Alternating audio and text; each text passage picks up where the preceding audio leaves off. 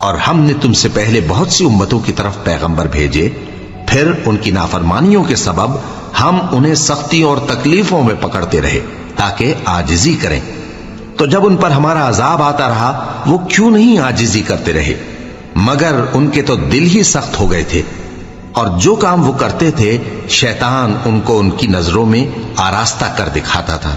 پھر جب انہوں نے اس نصیحت کو جو ان کو کی گئی تھی فراموش کر دیا تو ہم نے ان پر ہر چیز کے دروازے کھول دیے، یہاں تک کہ جب ان چیزوں سے جو ان کو دی گئی تھیں خوب خوش ہو گئے تو ہم نے ان کو ناگہاں پکڑ لیا، اور وہ اس وقت مایوس ہو کر رہ گئے۔ غرض ظالم لوگوں کی جڑ کاٹ دی گئی، اور سب تعریف اللہ رب العالمین ہی کے لیے ہے۔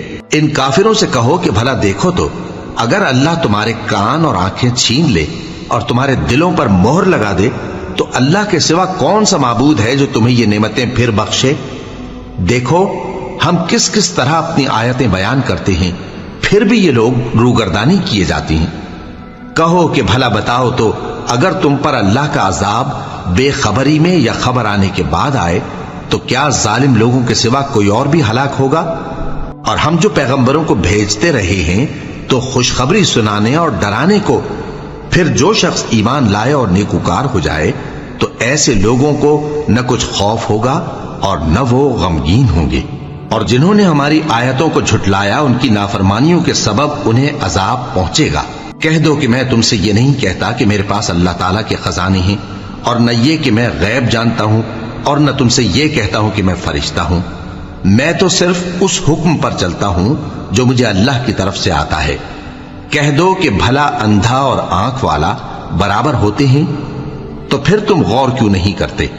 اور جو لوگ خوف رکھتے ہیں کہ اپنے پروردگار کے روبرو حاضر کیے جائیں گے اور جانتے ہیں کہ اس کے سوا نہ تو ان کا کوئی دوست ہوگا اور نہ سفارش کرنے والا، ان کو اس قرآن کے ذریعے سے نصیحت کرو تاکہ پرہیزگار بنے۔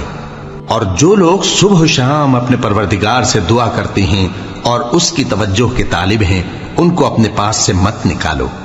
ان کے حساب اعمال کی جواب دہی تم پر کچھ نہیں، اور تمہارے حساب کی جواب دہی ان پر کچھ نہیں۔